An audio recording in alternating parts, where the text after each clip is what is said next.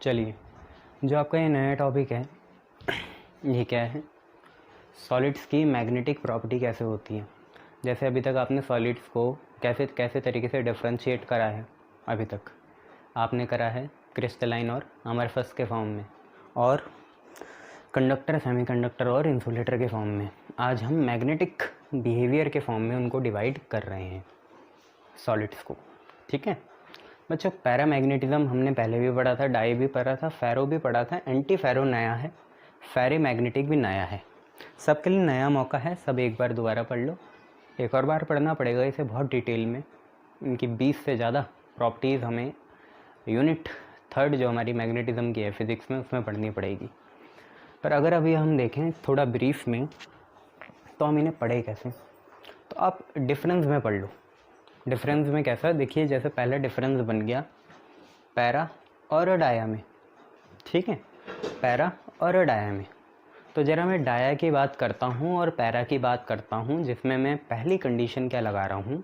पहली कंडीशन ये है कि किसी अगर डाया मैग्नेटिक मटीरियल और पैरा मैग्नेटिक मटीरियल को क्रश कर दिया जाए, है ना, उनका चूरा बना दिया जाए, और उसे फिर कोई चाइना डिश या किसी 2 गिलास स्लैब के बीच में रखा जाए, या किसी डब्बे के अंदर बंद कर दिया जाए ग्लास में, और इनको फिर हम एक्सटर्नल नॉर्थ साउथ पोल के बीच में ले आएँ। जैसे आप आयरन फिलिंग्स के साथ भी करते थे बचपन में। हम एक एक्सटर्नल मैग्नेटिक फील्ड के बीच में इन 2 मटेरियल्स के पाउडर को ले आएँ, जिनमें 2 मटेरियल क्या हैं, एक डाया है और दूसरा पैरा है। तो हम ये देखेंगे कि जो पैरा के मटेरियल हैं, या जो पैरा वाला जो हमारा पाउडर है, वो उस एक्सटर्नल मैग्नेटिक फील्ड, जबकि एक्सटर्नल मैग्नेटिक फील्ड जो होती है हमेशा नॉर्थ से साउथ एक्सटर्नली जाएगी। बाहर की साइड कैसे जाती है? नॉर्थ से साउथ, वही हम ऑब्जर्व करते हैं। ठीक है, तो मेरे मन से मेरे को तो पता है ना कि मैग्नेट में ये नॉर्थ है और ये साउथ है लिखा होगा, तो नॉर्थ से साउथ ये हो गया मेरा, है ना, समझ में आया? ये जो लेफ्ट हैंड साइड है ये मेरी नॉर्थ हो गई और ये वाली साउथ हो गई। तो नॉर्थ और साउथ है, आपका लेफ्ट मेरा राइट एक ही होगा। ये नॉर्थ है, ये साउथ है। अब तो सही है, ये नॉर्थ है, ये साउथ है। नॉर्थ से साउथ मैग्नेटिक फील्ड जाएगी एक्सटर्नल। अगर एक मटेरियल भी नॉर्थ से साउथ जा रहा है, मतलब वो एक्सटर्नल मैग्नेटिक फील्ड की ही डायरेक्शन में जा रहा है, नॉर्थ से साउथ, तो वो पैरा कहलाएगा। और अगर एक अपोजिट डायरेक्शन में जा रहा है तो वो हमारा डाया कहलाएगा।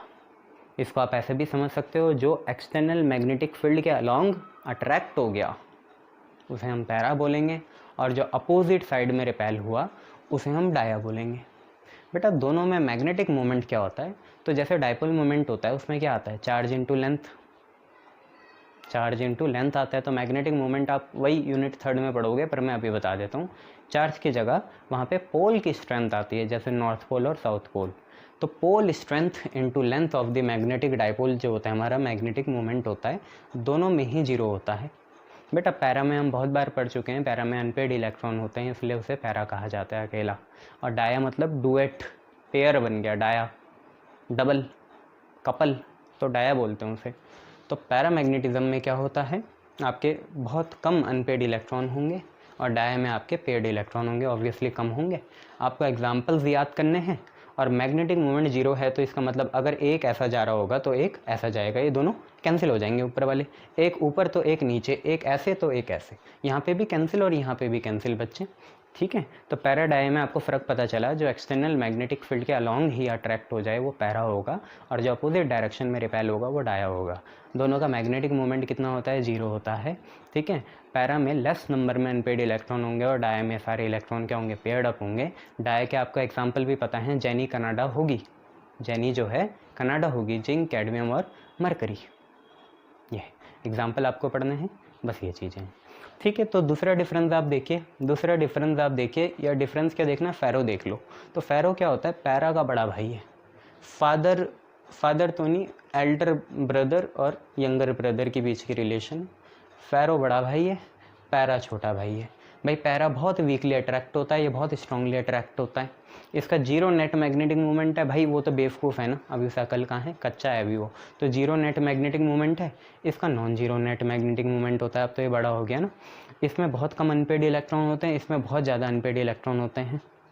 दूसरी बात बेटा, यहाँ पे क्या होता है, क्योंकि अब ये समझदार हो गया है फेरो, तो ये अपना ही क्या करता है, क्योंकि हमने ये पढ़ लिया, अभी ये मिटा सकते हैं। तो जैसे इस पर बहुत सारे मैग्नेटिक मोमेंट होंगे और इतना अगर मुझ पे एक फेरोमैग्नेटिक का पार्ट है तो इसको भी ये सब डिवाइड कर देगा 4 पार्ट में। और जैसे कैलिडियोस्कोपिक पैटर्न्स बनते हैं वैसे इनके भी पैटर्न्स बन जाते हैं, ऐसे ऐसे अलग अलग तरीके के पैटर्न ऐसे, ठीक है। इन सारे पैटर्न्स को हम क्या बोलते हैं, डोमेन्स कहते हैं। Domains are the local net magnetic moment.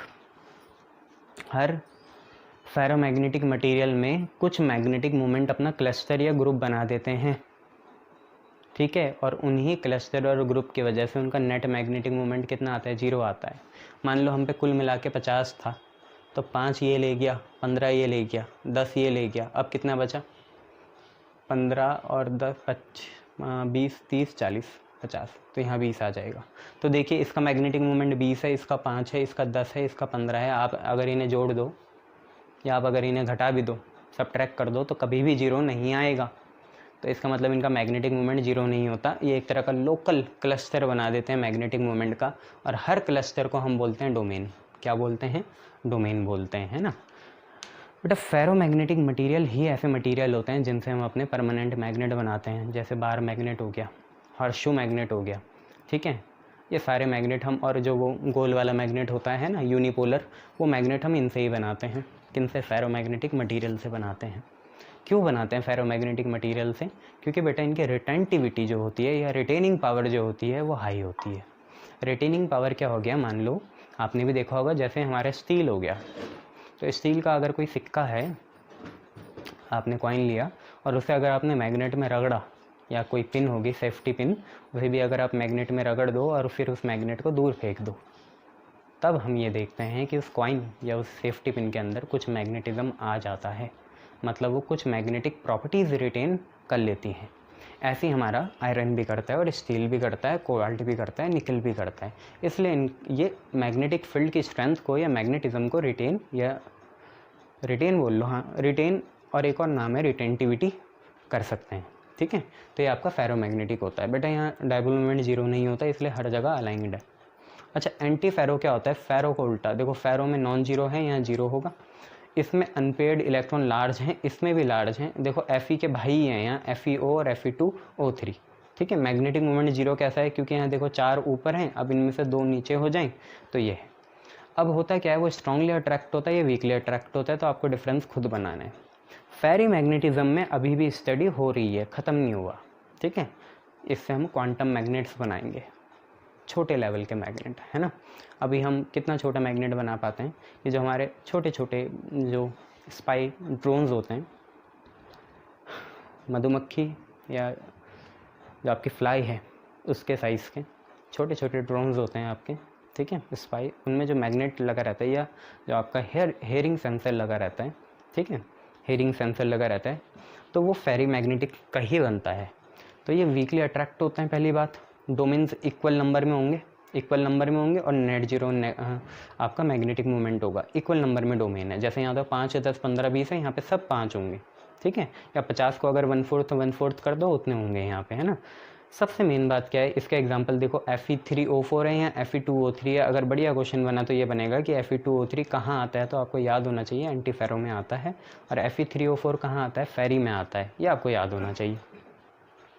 मुझे एक टेम्परेचर होता है जिसको हम क्यूरी टेम्परेचर कहते हैं। उस टेम्परेचर में क्या होता है, अगर हम फेरी मैग्नेटिक, एंटी फेरो नहीं, सिर्फ फेरी या फेरो मैग्नेटिक मटेरियल को हीट करते हैं तो वो पैरा बन जाता है। क्या बन जाता है, पैरा बन जाता है। इसके भी एक टेम्परेचर है, जैसे आयरन को करना है तो आपका होना चाहिए कम से कम 1000 केल्विन। तो 1000 केल्विन में जो आयरन फेरो था, अब वो पैरा कहलाएगा, अब वो पैरा मैग्नेटिक हो जाएगा। और ऐसे ही अगर आपका Fe3O4 हो तो उसके लिए लगभग 600 से 700 केल्विन होता है, उसमें आपका ये पैरा कहलाएगा, ठीक है। तो इतना आपको ये मैग्नेटिक मटेरियल का डिफरेंस समझ में आया होगा, ठीक है। अब कुछ ज़्यादा बचा नहीं है चैप्टर में। हाँ, तो आप क्यूरी टेम्परेचर देख लेना कितना है। तो क्यूरी टेम्परेचर में आप क्या लिखोगे, तो मैं आपको डिक्टेट कर देता हूँ। Curie temperature is the temperature at which all ferro and anti ferro, अच्छा सॉरी एंटी फेरो है, फेरी नहीं है, जो फेरी था ना वो नहीं है।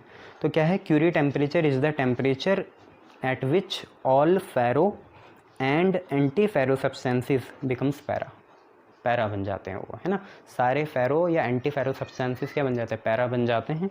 आपको टेम्परेचर याद करना है, तो लगभग कितना होता है, 577 से 613 डिग्री सेल्सियस होता है किसके लिए, Fe3O4 के लिए। क्यूरी टेम्परेचर है ना, TC क्यूरी टेम्परेचर, और क्यूरी टेम्परेचर 1000 डिग्री सेल्सियस होता है आपका किसके लिए, आयरन या स्टील के लिए।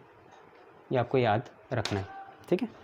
इतनी चीज़ें हैं, ओके, बहुत बढ़िया बच्चों। अब कुछ ऐसे क्रिस्टल भी होते हैं जिन पे अगर हम प्रेशर लगाएं या उन्हें हीट करें, मैकेनिकली उन्हें दबाएं या उन्हें गर्म कर दिया जाए, तो उनसे इलेक्ट्रिसिटी प्रोड्यूस होती है।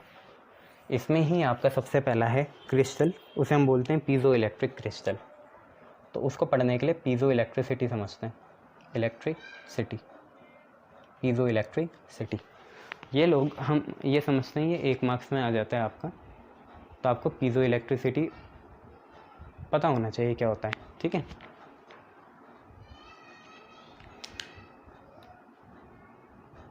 ओके, पीजो इलेक्ट्रिसिटी आप लोगों को पता होना चाहिए क्या चीज़ होती है, ठीक है। बच्चों पीजो और पायरो ग्रीक टर्म्स हैं। पायरो आपने सुना ही है, पायरोलिसिस 10th में। पायरो मतलब होता है टेम्परेचर, पीजो मतलब होता है प्रेशर, पीजो होता है प्रेशर, ठीक है, पीजो और पायरो। तो पीजो इलेक्ट्रिसिटी क्या होती है, पीजो इलेक्ट्रिसिटी में क्या होता है, कुछ क्रिस्टल्स, सर्टेन क्रिस्टल्स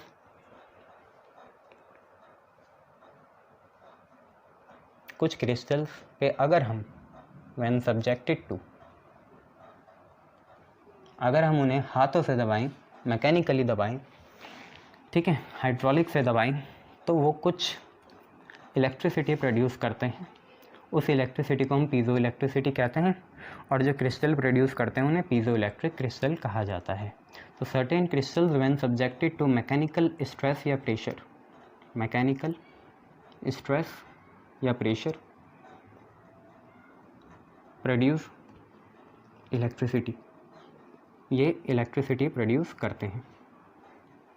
और ऐसे क्रिस्टल को ही हम पीजो इलेक्ट्रिक क्रिस्टल कहते हैं, पीजो इलेक्ट्रिक क्रिस्टल कहते हैं इन सबको, ठीक है। आपको ये याद रखना है।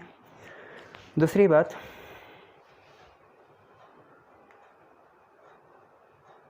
हाँ ये हो गया। अच्छा, इसमें सबसे बात क्या है, सबसे मेन बात क्या है, अब जैसे ही हम इनमें मैकेनिकल स्ट्रेस अप्लाई करते हैं, तो ये अपने आप को, they tend to align themselves, ये अपने को ऐसे अरेंज या अलाइन कर देते हैं इन सच अ वे कि जो हमारा नेट मैग्नेटिक मोमेंट वो आपका जीरो नहीं आए, मतलब नॉन जीरो हो।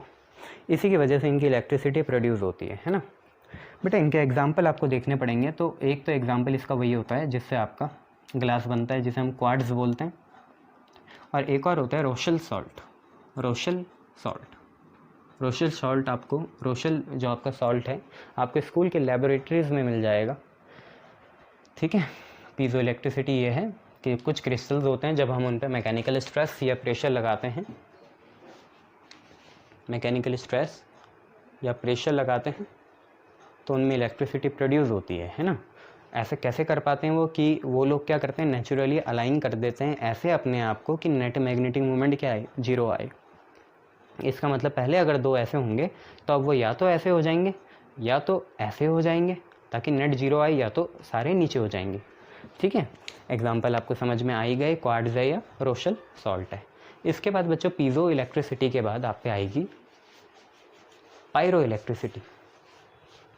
पायरो आपको पता ही है टेम्परेचर से रिलेटेड होगी, पायरो इलेक्ट्रिसिटी। तो पायरो इलेक्ट्रिसिटी की आप डेफिनेशन खुद लिखिए। कुछ क्रिस्टल्स को अगर हम सफिशेंटली हीट करें उनके मेल्टिंग पॉइंट से बिलो, मेल्टिंग पॉइंट से ऊपर कर दोगे तो मेल्ट हो जाएंगे बच्चों, मेल्टिंग पॉइंट से नीचे ही करना पड़ेगा, ठीक है।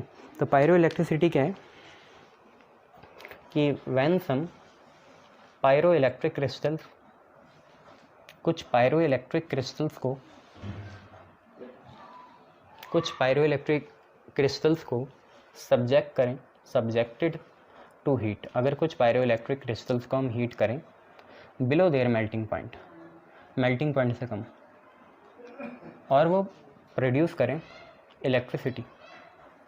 इलेक्ट्रिसिटी को वो क्या कर दें, प्रोड्यूस कर दें, तो ऐसे क्रिस्टल को हम पायरो इलेक्ट्रिक क्रिस्टल्स कहेंगे, और जो उन्होंने इलेक्ट्रिसिटी प्रोड्यूस करी उन्हें पायरो इलेक्ट्रिसिटी कहा जाएगा। बच्चों इसके एग्जांपल हैं, एक तो आपका टोरमेलिन है। टोरमेलिन का एक एप्लीकेशन आप आगे भी देखोगे कि पोलराइज करता है लाइट को, ठीक है, पोलराइज करता है, ऑप्टिक्स में पढ़ोगे, फिजिक्स में। और एक आपका है कैल्साइट का भी वही काम है, ठीक है। निकोल प्रिज्मा आपने सुना ही होगा, वो टोरमेलिन और कैल्साइट से ही बनता है, ठीक है। इतना हो गया, very good.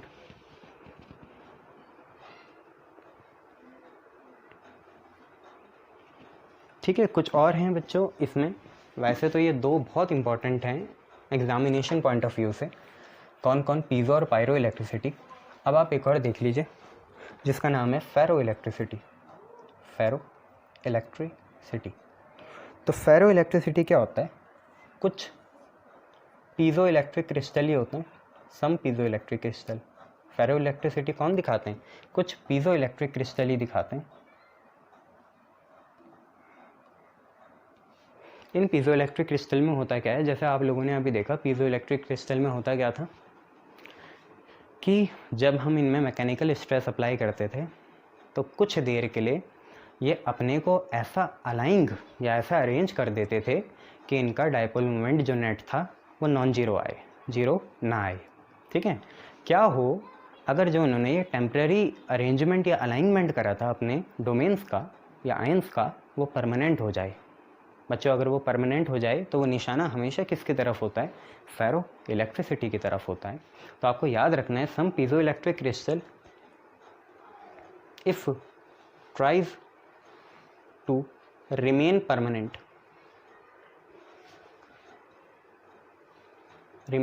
Permanently align at non zero magnetic moment, कि अगर कुछ पीजो इलेक्ट्रिक क्रिस्टल ऐसे निकल जाएं जो हमेशा ही ऐसे अलाइन रहना चाहें at non zero magnetic moment, कि उनका मैग्नेटिक मोमेंट क्या हो, नॉन जीरो हो, ऐसे वो परमानेंटली अलाइन हो जाएं, even after removal of stress, आपने वो जो मैकेनिकल स्ट्रेस लगाया था उसके हटाने के बाद भी, जैसे फेरोमैग्नेटिक करता है, या अगर हम यहाँ इलेक्ट्रिक फील्ड भी अप्लाई करें, है ना, छेड़ना नहीं है, इलेक्ट्रिक फील्ड अप्लाई कर दो, तब भी वो अपने डोमेन को क्या कर देंगे, परमानेंटली अलाइन कर देंगे, और ऐसा परमानेंटली अलाइन करेंगे कि उनका मैग्नेटिक मोमेंट हमेशा ही नॉन जीरो आए। तो ये पीजो इलेक्ट्रिक क्रिस्टल्स, और जो इलेक्ट्रिसिटी है इस वजह से परमानेंटली अलाइनमेंट की वजह से प्रोड्यूस करेंगे, उसे हम फेरो इलेक्ट्रिसिटी कहेंगे। बच्चों इसका एग्जाम्पल वही है, रोशल सॉल्ट, पहले तो रोशल सॉल्ट, दूसरा पोटेशियम डाईहाइड्रोजन सल्फेट है, पोटेशियम डाईहाइड्रोजन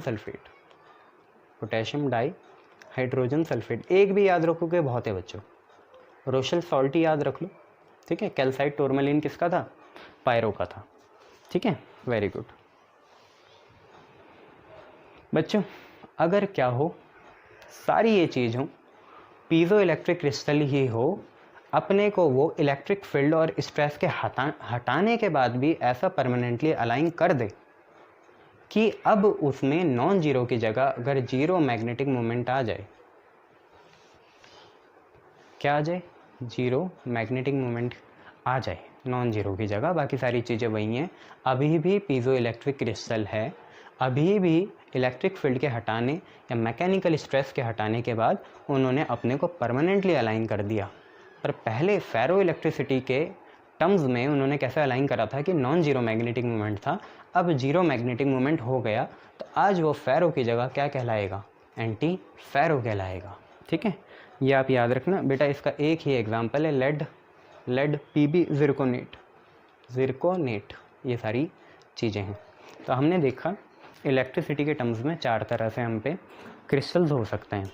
सबसे पहले हमने क्या पढ़ा? सबसे पहले हमने पढ़ा पीजो इलेक्ट्रिक क्रिस्टल। पीजो मतलब क्या होता है? प्रेशर अप्लाई करना। मैकेनिकली कर सकते हो या इलेक्ट्रिकली, इलेक्ट्रिक फील्ड की मदद से कर सकते हो। तो पीजो इलेक्ट्रिक क्रिस्टल में क्या होता है कि जब कुछ क्रिस्टल्स में हम क्या करें, मैकेनिकल स्ट्रेस अप्लाई करें या इलेक्ट्रिक फील्ड अप्लाई करें, जिसके कारण उसके डोमेन्स या आयंस ऐसे अरेंज हो जाएं कि क्या हो, वो इलेक्ट्रिसिटी क्या करें, प्रोड्यूस करें। उसको हम बोलते हैं कौन सा क्रिस्टल? Piezo electric crystal. इसके एग्जांपल आपको पता ही है, रोशेल सॉल्ट होता है, और दूसरा आपने क्या पढ़ा था? एक और भी तो पढ़ा था, क्या था उसका नाम? रोशेल सॉल्ट की जगह क्या था भाई? क्वार्ट्स था, क्वार्ट्स। ठीक है, क्वार्ट्स या रोशेल सॉल्ट। इसके बाद आप लोगों ने पढ़ा पायरो इलेक्ट्रिसिटी, तो ऑब्वियसली टेम्परेचर करेंगे बिलो द मेल्टिंग पॉइंट। इसके एग्जांपल क्या थे? एक तो रोशेल सॉल्ट टूरमलिन था, और दूसरा एक था आपका कैल्साइट। अब कुछ ऐसे पीजो इलेक्ट्रिक क्रिस्टल हो जाते हैं कि जिनमें even after the removal of mechanical stress या even after the removal of electric field, वो अपने को ऐसा परमानेंटली अलाइन कर दे कि अब नॉन जीरो मैग्नेटिक मूवमेंट हो जाए, तो उन्हें फेरो कहते हैं। और इसका एग्जाम्पल रोशेल सॉल्ट ही है, या उनका एग्जाम्पल था सोडियम हाइड्रोजन, ठीक है, सल्फेट, ठीक है, पोटेशियम हाइड्रोजन सल्फेट, तो वो। और एंटी फेरो आपको दिख ही रहा है, same piezo electric crystal, same permanent alignment, पर अब जीरो मैग्नेटिक मूवमेंट होगा even after the removal of stress या इलेक्ट्रिक फील्ड। इसका एग्जाम्पल है लेड जिरकोनेट। तो आपने 3 तरीके से देख लिया। अब आपका आखिरी टॉपिक बचा हुआ है डिफेक्ट, वो ख़त्म करते हैं। ठीक है,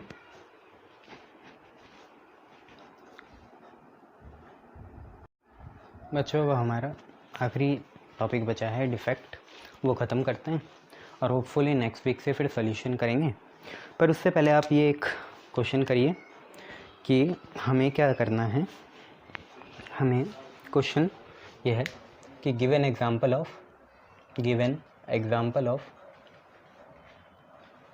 एक एग्जांपल बताना है हमें। किसका? पहले तो बनाना है 12-16 कंपाउंड का, 12-16 कंपाउंड का, और दूसरा हमें बताना है 13-15 कंपाउंड का।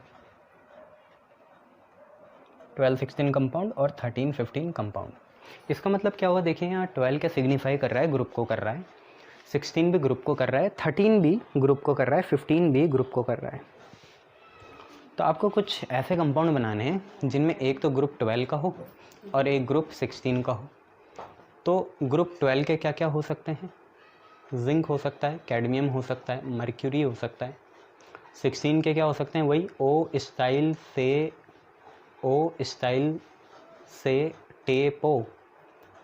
से टेपो, ठीक है।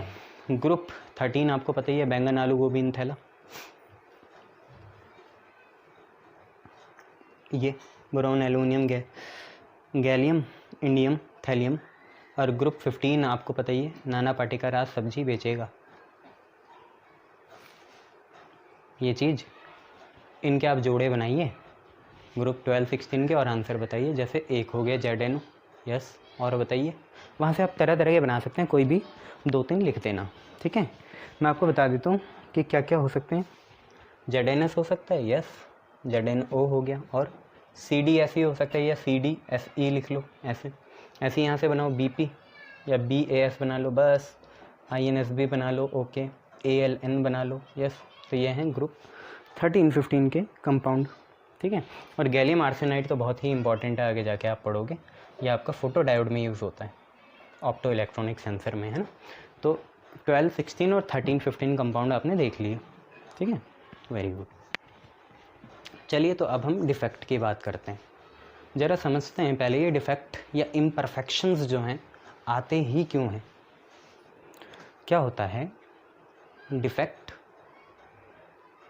या इम्परफेक्शन इन क्रिस्टल्स की हम बात कर रहे हैं। डिफेक्ट या इम्परफेक्शंस इन क्रिस्टल, इसकी हम बात कर रहे हैं। ये आते ही क्यों हैं देखते हैं ज़रा। होता क्या है बच्चों, आपको ही पता है, कभी कभार कुछ आयंस अपनी ही लैटिस से भाग जाते हैं। अकेले भागते हैं या पूरी रो को या कॉलम को लेके ही भाग जाते हैं, पता नहीं क्यों भागते हैं, लालच आता होगा किसी और को देख के। इन्हीं मिसिंग एटम्स या आयंस या तो सिंगल हो, इंडिविजुअल हो, या पूरी रो या कॉलम हो, इन्हीं की वजह से डिफेक्ट आ जाते हैं।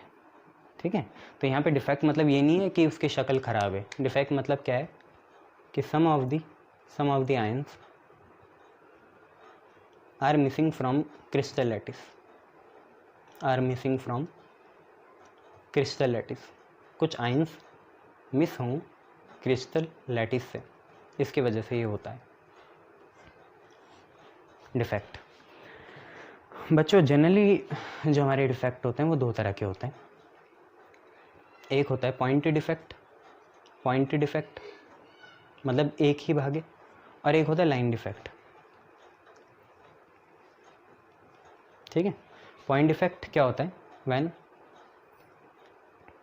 1 और 2 आयंस आर मिसिंग, जब 1 या 2 आयंस क्या हों, गायब हों।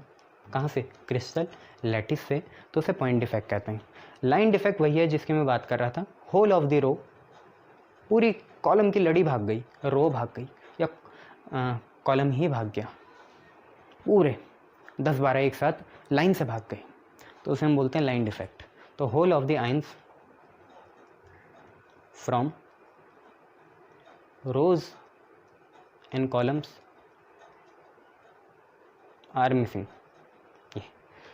फॉर्चुनेटली लाइन डिफेक्ट हमारे कोर्स में नहीं है, ये हमारे कोर्स में नहीं है, हमारे कोर्स में है पॉइंट डिफेक्ट। बच्चों पॉइंट डिफेक्ट भी बहुत तरह का होता है। ये जो हमारा पॉइंट डिफेक्ट है ये भी काफ़ी तरह का होता है। इसमें सबसे पहले तो एक आता है आपका इंटरस्टिशियल, जिसका एक और नाम है स्टोइक्योमेट्रिक।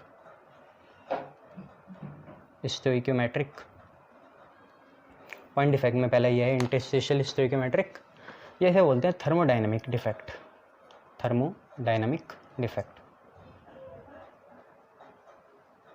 बेटे इसके अंदर 2 आते हैं, एक आता है शॉटकी और आता है फ्रैंकल। शॉटकी और फ्रैंकल। बेटा शॉटकी का एस बहुत इंपॉर्टेंट है, सेम याद रखना, बस ऐसे याद रख लो, सेम होता है बस। इसके बाद बस एक ही चीज़ पे जोर डालना है, शॉर्ट की का एस मतलब होता है सेम, और कुछ नहीं आना चाहिए दिमाग में। शॉर्ट की का एस मतलब होता है सेम बस। अच्छा, इसके बाद आप पे जो डिफेक्ट है उसे बोलते हैं हम इम्प्योरिटी या डोपिंग डिफेक्ट। और ये हम पढ़ के ही आए हैं बेटा। अब 2 तरह के होते हैं ये, कौन से, पी टाइप और कौन सा, एन टाइप। ये 2 तरह का होता है, पी टाइप और एन टाइप। ये हम पढ़ के आए हैं, अब नहीं पढ़ेंगे। और तीसरा हमारे लिए इम्पॉर्टेंट है non stoichiometric defect. Non stoichiometric defect.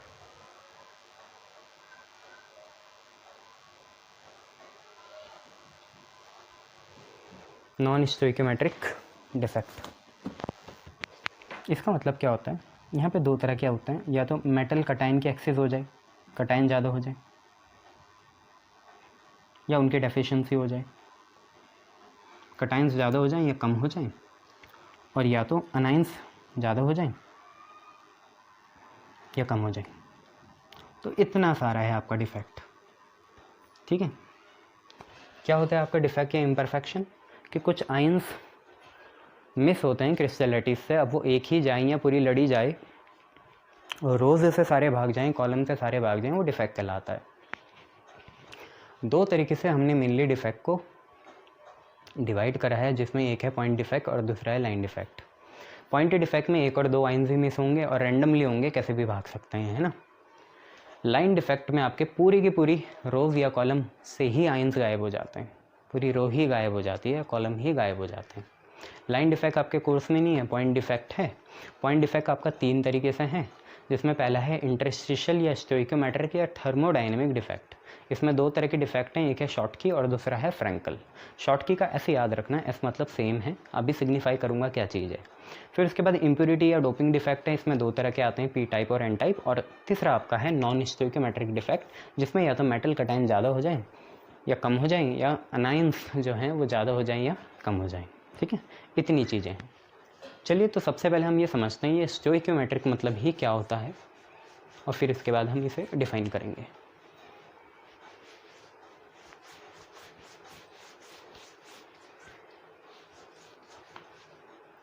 तो अब हम बात कर रहे हैं किसकी? सबसे पहले हम स्टोइकियोमेट्रिक डिफेक्ट की बात कर रहे हैं। स्टोइकियोमेट्रिक डिफेक्ट, इसमें सबसे पहले हमें ये समझना पड़ेगा स्टोइकियोमेट्री क्या होती है। हमने पहले भी देखा था स्टोइकियोमेट्री क्या होती है कि जितने पॉजिटिव आयन उतने ही नेगेटिव आयन होने चाहिए। मतलब ज़रूरी नहीं है सेम सेम होना चाहिए। जैसे H2O है तो हर 2 हाइड्रोजन के लिए 1 ऑक्सीजन है, इसका मतलब 4 हाइड्रोजन के लिए 2 ऑक्सीजन हुए, ठीक है। इसका मतलब 20 हाइड्रोजन के लिए कितने हुए? 2 हाइड्रोजन के लिए 1 ऑक्सीजन है ना, 2 ऑक्सीजन। तो 20 हाइड्रोजन के लिए कितने होंगे? ऑक्सीजन है भाई, OXY है ना। तो 20 के लिए कितने होंगे? 2 के लिए 10, 1 है, 4 के लिए 2 ऑक्सीजन है, तो 20 के लिए कितने होंगे? 10 होंगे, 10 ऑक्सीजन होंगे। तो एक तरह से रेशो हर समय 2:1 है। यहाँ पे भी देखिए 2:1 आएगा, यहाँ पे भी देखिए 2:1 ही आएगा। 20/10 भी 2:1 होता है, 4/2 भी 2:1 होता है और 2/1 तो होता ही है। तो ये एक तरह की रेशो हो गई। तो स्टोइकियोमेट्री मतलब आपको समझ में आया कि जब ऐसा डिफेक्ट है जिसमें ratio of cation and anion क्या हो? सेम हो, या अनाइन और कटाइन क्या हो? हर समय सेम हो, पहले भी सेम हो और डिफेक्ट के बाद भी सेम हो, उसे हम बोलते हैं स्टोइकियोमेट्रिक डिफेक्ट। स्टोइकियोमेट्री आपको समझ में आ गया क्या है? रेशियो ऑफ किसकी? कटाइन C+ और अनाइंस A-, ये आपकी क्या रहे? रिमेन सेम, ये चेंज ना हो, जैसे पहले थी डिफेक्ट से पहले, अब भी ऐसी रहे। बेटा स्टोइकियोमेट्रिक में मेनली 2 तरह के यहाँ पे डिफेक्ट हैं, शॉटकी और फ्रैंकल।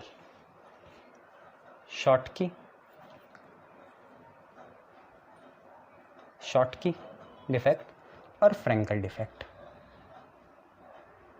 ज़रा समझते हैं इसे क्या होता है शॉटकी और फ्रैंकल में। मुझे शॉटकी का मैंने आपको ऐसे याद बोला था, एस मतलब क्या होता है? सेम होता है। तो हो क्या कि जब गायब ही होने हैं ना, तो अगर कभी ऐसे गायब हो जाएं कि जितने कटाइन गायब हो रहे हैं उतने ही अनाइन गायब हो जाएं, मतलब इक्वल नंबर में कटाइन और अनाइन अगर क्रिस्टल की लैटिस से मिस हो, गायब हो, तो उसे हम बोलेंगे Schottky defect. When equal number of cation and anion are missing from the crystal lattice, गायब ही हो गए, पता ही नहीं चल रहा कहाँ है, भाग ही गए उस क्रिस्टल लैटिस से, तो इसे हम बोलते हैं शॉटकी डिफेक्ट। आई बात समझ में? इसलिए सेम बोल रहा था, सेम मतलब सेम नंबर।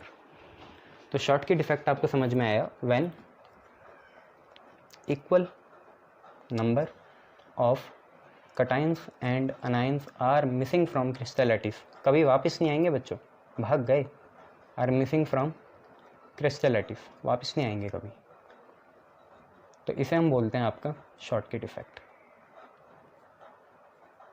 अच्छा, अगर ये मिस होंगे तो इससे क्या होगा? मिस होंगे तो वैकेंसी बनेगी, और उन वैकेंसी को पूरा करने के लिए बाहर से इलेक्ट्रॉन आएंगे, मतलब इलेक्ट्रॉन आगे तो क्या होगी? कंडक्शन होगी, ठीक है। शॉटकी डिफेक्ट में आपको पता चला equal number of cation and anion क्या है? मिस हैं, जिसकी वजह से क्या होगा? अगर वो गायब हो गए तो वापस तो आएंगे नहीं, तो हमें उनकी कमी तो पूरी करनी है ना, मतलब क्रिस्टल को इलेक्ट्रिकली न्यूट्रल बनना है, तो वो जो इलेक्ट्रिक चार्ज कम हो गया 1 यूनिट नेगेटिव या 1 यूनिट पॉजिटिव, तो कितना भी यूनिट हो गया, तो उसकी कमी को तो पूरा करना है, और उसकी कमी को पूरा करने के लिए बाहर से इलेक्ट्रॉन आएंगे या होल आएंगे। समझाऊंगा मैं होल कैसे आएंगे। तो इलेक्ट्रॉन और होल आएंगे मतलब अपने साथ तो फ्री नेफ लेके आएंगे, फ्रीली घूमेंगे, तो कंडक्टिविटी पैदा हो जाएगी, ठीक है। तो आप ये बात याद रखना। अच्छा, इसको जरा समझते हैं, ये बनता कैसे है। लेट अस से यहाँ A है, फिर यहाँ B है, फिर यहाँ A है। देखो भाई, ये परफेक्ट डिफेक्ट होते हैं। बात कर रहे हैं हम क्रिस्टल की, तो यहाँ अमरफस नहीं हो सकता, B-, A+, B-, A+, फिर क्या हो यहाँ पे A+, B-, फिर यहाँ पे A+ हो, और यहाँ पे क्या हो? B- हो। बच्चों, ये एक क्रिस्टल सिस्टम है, बिफोर डिफेक्ट है ये। क्यों हो गया हमें भी नहीं पता, वो डिफेक्ट क्यों होता है, थर्मोडाइनमिकली होता है ना। अब मान लो यहाँ से B गया और यहाँ से A गया, तो आप देखो क्या रेशियो में चेंज आया? अब ध्यान से देखो, अगर हम ठीक से देखें, यहाँ पे था A और यहाँ था B, कुल मिला के देखो कितने A हैं, तो 1 2 3 4 5 6 A हैं, ओके। B कितने हैं? 1 2 3 4 5 6, 6 बी हैं। ओके, रेशो क्या आ गया, 1:1 आ गया। 6:6 मतलब कितना हुआ, 1:1 हुआ। ठीक है, अब मैंने क्या करा है, यहाँ से एक ए हटा दिया और यहाँ से एक बी हटा दिया, तो आपको भी पता है एक एक कम हो गया, मतलब अब 5 ए होंगे और 5 बी होंगे, बी माइनस है ना, ए प्लस और बी माइनस। तो अब भी रेशो 1:1 ही तो है। देखो 6:6 भी एक होता है, 1:1 होता है, और 5:5 भी कितना होता है, 1:1 होता है। स्टोइक्योमेट्री कहाँ चेंज हुई, रेशियो ऑफ कटाइन और एनाइन क्या है, सेम है, अभी भी स्टोइक्योमेट्री वही है। तो इसलिए इन्हें क्या कहा जाता है, शॉर्टकट इफेक्ट कहा जाता है। ये डायग्राम आपके लिए ज़रूरी है और वो रेशियो भी लिख लेना जैसे मैंने अभी बनाई थी। बच्चों होगा क्या, आप मुझे ये बताओ, जो कटाइन और एनाइन गए, क्या उनका कुछ तो मास होगा ना, क्रिस्टल के लिए नेग्लीफाई तो कर नहीं सकते, है ना, नेग्लेक्ट तो कर नहीं सकते उन्हें, कुछ तो होगा, और वो भाग गए, गायब हो गए, तो मास तो कम हो गई। वॉल्यूम तो उतनी है ना क्रिस्टल की, पर मास कम हो गया। समझ में आया, वॉल्यूम तो उतनी है ना, ढांचा उतनी है, फ्रेमवर्क, बस क्या हो गया, जो बीड्स हैं, बॉल हैं, वो गायब हो गई, तो मास कम हो गया। और डेंसिटी होता है मास बाई वॉल्यूम, डेंसिटी आपका क्या होता है, मास बाई वॉल्यूम होता है। मास आपका कम हो गया और वॉल्यूम रहनी सेम है। वॉल्यूम अगर सेम है, इसका मतलब डेंसिटी और मास डायरेक्ट हो गए। मास कम होगा तो डेंसिटी भी क्या होगी, कम होगी, क्योंकि जो गए हैं वो कभी वापस नहीं आएंगे, इसलिए यहाँ पे डेंसिटी क्या हो जाती है, रिड्यूस हो जाती है। क्या हो जाती है, रिड्यूस हो जाती है। तो सिंस मास गेट्स रिड्यूस, मास जो है वो रिड्यूस हो जाता है, देयरफॉर डेंसिटी जो है क्रिस्टल की वो भी रिड्यूस हो जाती है। डेंसिटी ऑफ क्रिस्टल वो भी आपकी क्या हो जाती है, कम हो जाती है, रिड्यूस हो जाती है। इतना आपको समझ में आया, ठीक है। ये कहाँ पाए जाते हैं वो भी देख लेते हैं। तो शॉटकी पाया जाता है आयनिक क्रिस्टल में, ऐसे आयनिक क्रिस्टल में जहाँ कटायन का रेडियस और अनायन का रेडियस लगभग सेम हो। कटायन और एनायन का रेडियस क्या हो, लगभग सेम हो। जैसे NaCl हो गया, सीजियम क्लोराइड हो गया, और AgBr को अंडरलाइन मार देना, बहुत इंपॉर्टेंट है, ये होगी। ठीक है, मतलब ये ऐसे सॉलिड्स में मिलेगा जिनका हाई कोऑर्डिनेशन नंबर होगा।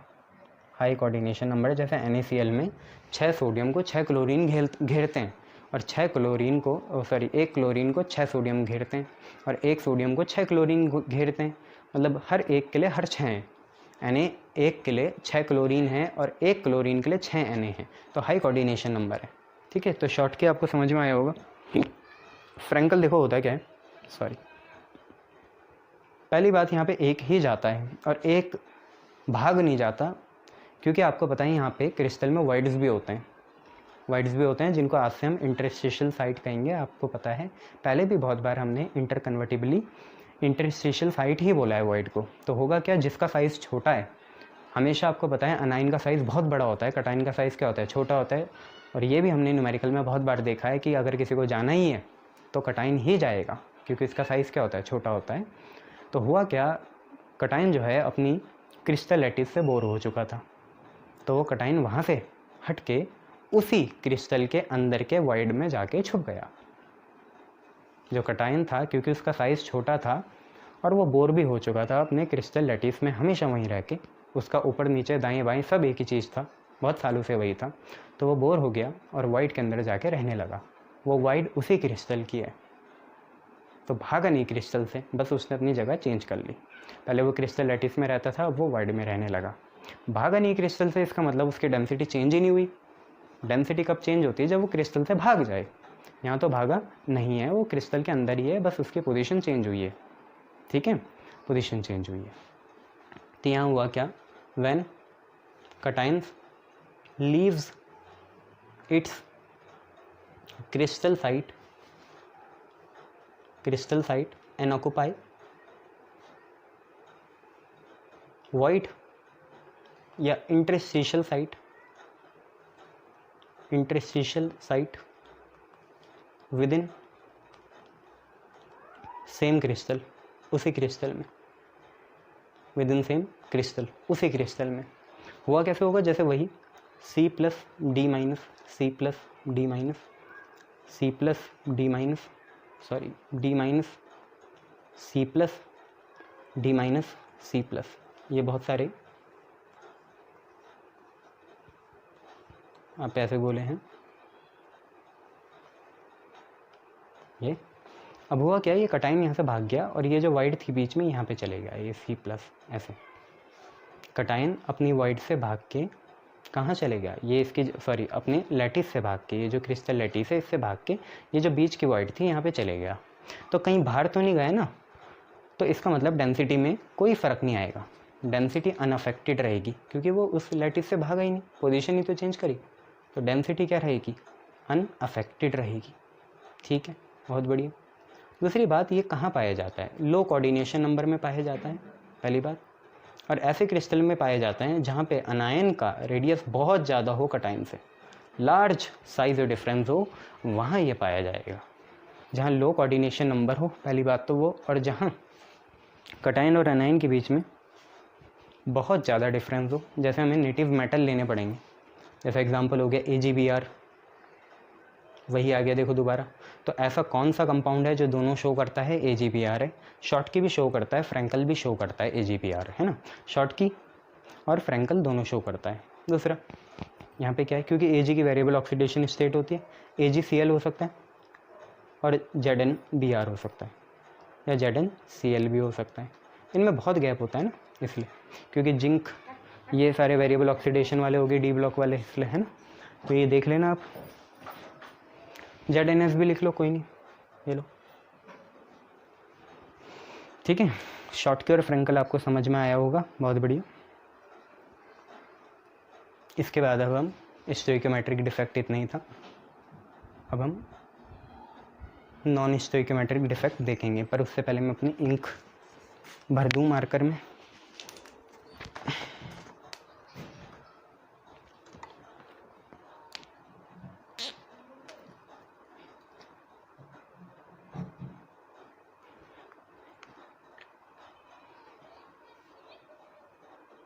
ये इसको हम थर्मोडायनेमिकल डिफेक्ट भी कहते हैं और स्टोइकोमेट्री भी। देखो पॉइंट तो है ये, इंट्रिंसिक भी कहते हैं। इंट्रिंसिक इसलिए क्योंकि प्योर फॉर्म है, कुछ चेंज ही नहीं हुआ, कोई बाहर से नहीं आया, अपने अंदर ही गए, अंदर से बाहर गए, अंदर से क्रिस्टल के अंदर से बाहर भाग गए, या क्रिस्टल में ही पोजीशन चेंज कर ली, पर बाहर से कोई नहीं आया। जहाँ बाहर से आएगा उसे हम नॉन स्टोइकोमेट्रिक कहेंगे, और वही आपका दूसरा टॉपिक है।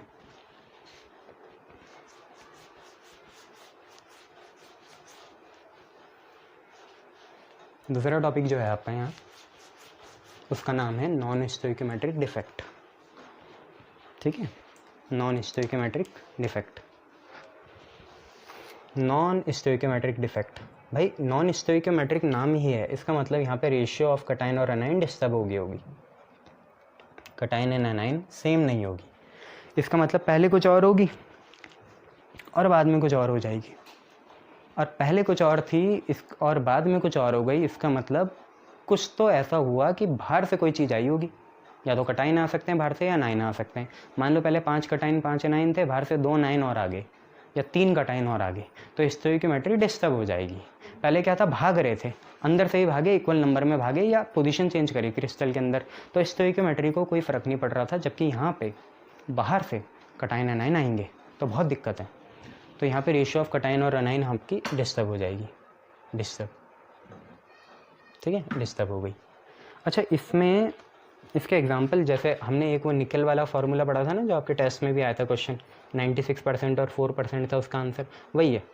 जैसे इसका एग्जांपल हो गया Fe.950 या Ni 0.960। इसका मतलब क्या हुआ आपको ही पता है, इसको मैंने ऐसे बताया था। Fe.950 मतलब क्या हुआ कि इस कंपाउंड में O तो नेगेटिव होता है, मतलब अनाइन है, और ये क्या है, कटाइन है, तो कटाइन की कमी है, तो कैटाइनिक डेफिशिएंसी है। कटाइन मेटल होते हैं तो मेटल डेफिशिएंसी है, यहाँ मेटल की क्या है, डेफिशिएंसी, यहाँ पे भी यही है। फिर मैंने आपको ये भी बताया था, ये सिंबलाइज क्या करते हैं कि हर 100 ऑक्सीजन एटम के लिए, हर 100 ऑक्सीजन एटम के लिए आयरन के कितने हैं, 95, या हर 100 ऑक्सीजन एटम के लिए निकल के कितने हैं, 96 हैं। चलिए, तो इसमें सबसे पहले देखेंगे metal axis defect. Metal axis defect, metal axis defect, ये हम चीज़ देखेंगे। मेटल एक्सिस डिफेक्ट क्या है, ये मेटल एक्सिस डिफेक्ट? तो इसमें क्या होगा कि कभी बाहर से किसी क्रिस्टल में अगर कहीं कभी या कहीं बाहर से एक्स्ट्रा कटायन या अनायन आ गया तो बोलेंगे मेटल की क्या हो गई, एक्सिस हो गई। डेफिशिएंसी नहीं, एक्सिस है।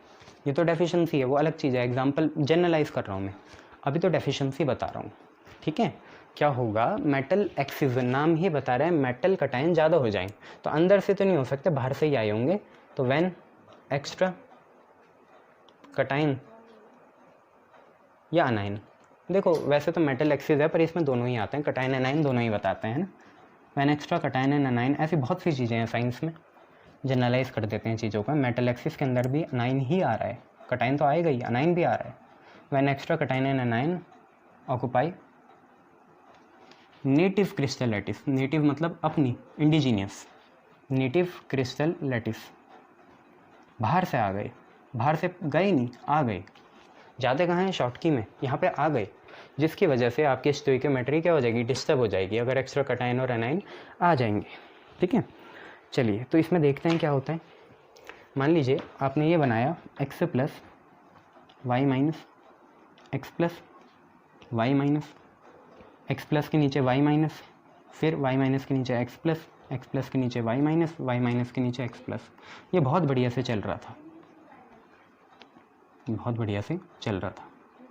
ये हुआ क्या, हुआ ये कि एक x प्लस नेबरिंग लैटिस से आ गया, एक एक्स्ट्रा x प्लस मतलब एक्स्ट्रा कटायन जो है वो नेबरिंग लैटिस से आ गया, और सारी की सारी स्टोइकियोमेट्री आपकी डिस्टर्ब हो गई। पहले तो कितना बढ़िया था, अगर ये बीच वाला नहीं होता तो हर 4 x प्लस के लिए हर 4 y माइनस था, मतलब पहले की रेशियो 1:1 थी। पर अब जाके क्या हुआ, अब जाके रेशियो सारी चेंज हो गई। अब x आपके 5 हो गए और y आपके 4 हैं, तो 1:1 से 5:4 बन गया। बच्चों 1:1 मतलब 4:4, 4:4 से 5:4 बन गया। देखो अनायन तो उतना ही है, कटायन एक पड़ गया। यही होता है आपका क्या, मेटल एक्सिस डिफेक्ट। इसका सबसे एक इम्पॉर्टेंट क्वेश्चन क्या है, उसके लिए मैं यहाँ पे अनायनिक क्यों आता है वो भी बता दूंगा, है ना। अनायनिक मतलब यहाँ पे जनरली अनाइंस नहीं आएंगे, अनाइंस कभी भी वॉइड में नहीं आ सकते। अनायनिक मतलब यहाँ पे इलेक्ट्रॉन है, कटाइंस मतलब तो एक्स प्लस है, पर अनाइंस मतलब आपके यहाँ अनाइंस नहीं है। अनायनिक यहाँ अनाइंस को संबोधित नहीं कर रहा है। अनाइंस बहुत बड़े होते हैं, वो लैटिस में कभी नहीं आ सकते, मतलब वॉइड में, इंटरस्टिशियल साइट में। यहाँ पे अनायनिक मतलब इलेक्ट्रॉन को रिप्रेजेंट कर रहा है। जरा इसको समझते हैं ये ऐसा क्यों हुआ। तो यहीं पे एक क्वेश्चन आता है आपका कि क्यों ऐसा क्यों हुआ कि जो जिंक ऑक्साइड था वो वैसे तो वाइट होता है, इनिशियली वाइट होता है, बट हीटिंग के टाइम येलो बन जाता है, बिकम्स येलो, येलो बन जाता है। या इसका एक क्वेश्चन और आता है, KCl जो है, KCl Ki भी होता है, KCl वाइट होता है बट हीटिंग के टाइम वो पर्पल हो जाता है, पर्पल। इसके पीछे क्या कारण है, तो जरा हम समझते हैं क्या कारण है। और यहीं पे मैं आपको बता दूंगा वो अनायन क्यों आया। बच्चों मान लो जैसे हम जिंक ऑक्साइड है, इसको अगर हम हीट करें, ठीक है, अगर जिंक ऑक्साइड को हम क्या करें, हीट करें, तो होगा क्या, कुछ ऐसा होगा कि जिंक का कटायन बनेगा, ये मेटल कटायन हो गया, मेटल आयन हो गया। ऑक्सीजन अपनी थर्मोडायनेमिक फॉर्म में आ जाएगी, ½ अब क्योंकि न्यूट्रल बनाना है तो 2 इलेक्ट्रॉन भी निकले होंगे, जिंक ने 2 इलेक्ट्रॉन क्या करे होंगे, लूज़ करे होंगे। ऐसे कटायन जो आपका कैथोड में आ जाएगा, ये आपका कैथोड में आ जाएगा, और एनोड में आपका यहाँ कुछ नहीं आ पाएगा, हाइड्रोजन लगाना पड़ेगा साथ में। चलो अभी इतना ही देख लो, ठीक है। तो ZNO है, हीट करोगे तो Zn2 प्लस ½ और 2 इलेक्ट्रॉन निकल जाएगा। बच्चों ये जो है, ये जो Zn2 प्लस खाली हो गया, अगर ZNO कि हम पे क्रिस्टल लैटिस हो, क्रिस्टल लैटिस हो, बहुत बढ़िया से इसकी एक क्रिस्टल लैटिस है, और जैसे उस क्रिस्टल लैटिस के थोड़े से पार्ट को, मतलब जैसे ये पूरी क्रिस्टल लैटिस है, इसके इतने से पार्ट को हमने हीट कर दिया, तो हीट करने से यहाँ से Zn2 प्लस फ्री होगा और वो नेबरिंग क्रिस्टल लैटिस में घुसना चाहेगा। समझ में आया कि ये जो हमारी पूरी ZNO की क्रिस्टल लैटिस है, इसके एक छोटे से पार्ट को अगर हमें इमीडिएटली हीट करा तो यहाँ से आपका Zn2 प्लस लिबरेट हुआ, और Zn2 प्लस जो है नेबरिंग क्रिस्टल लैटिस में क्या करेगा, बैठना चाहेगा, रहना चाहेगा, ठीक है, क्योंकि जो अकेला हो उसको सहारे की ज़रूरत होती है तो वो वहाँ भाग जाएगा। तो हुआ क्या, जैसे ये Zn2+ खाली हुआ तो ये मेटल आयन इधर क्रिस्टल लैटिस में एंटर कर गया। इसे ही हम बोलते हैं metal axis defect, metal axis defect, metal axis defect, इसको हम मेटल एक्सिस डिफेक्ट कहते हैं। आपको इतना समझ में आ गया, वेरी गुड। अब हुआ क्या, ध्यान से समझना, जैसे ही क्रिस्टल लैटिस में Zn2+ आएगा तो 2 पॉजिटिव चार्ज एक्स्ट्रा हो जाएगा, 2 पॉजिटिव चार्ज क्या हो जाएगा, एक्स्ट्रा हो जाएगा। आई बात समझ में? क्रिस्टल लैटिस में क्योंकि ZnO के इमीडिएटली हमने हीट करा तो Zn2+ फ्री हुआ, वो Zn2+ ZnO के क्रिस्टल लैटिस में घुस गया, जिसकी वजह से 2 यूनिट पॉजिटिव चार्ज बढ़ गया। इतना आप लोगों को समझ में आया होगा। तो ZnO के क्रिस्टल लैटिस में 2 यूनिट पॉजिटिव चार्ज ज़्यादा हो गया। अब इस क्योंकि ZnO इलेक्ट्रिकली तो क्या होगा, न्यूट्रल होगा, तो इसकी न्यूट्रलिटी को मेंटेन करने के लिए हमें कुछ ऐसा पॉजिटिव चार्ज, कुछ ऐसा चार्ज चाहिए जो +2 चार्ज जो Zn2+ की वजह से आया उसे न्यूट्रलाइज कर दे।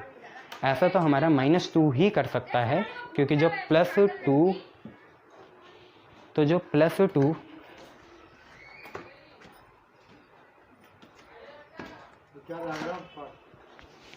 तो जो +2 हम पे एक्स्ट्रा चार्ज था उसको अगर हमें न्यूट्रलाइज़ करना है तो कहीं से हमें -2 चार्ज मिलना चाहिए। अंधे को इशारा काफ़ी होता है, ये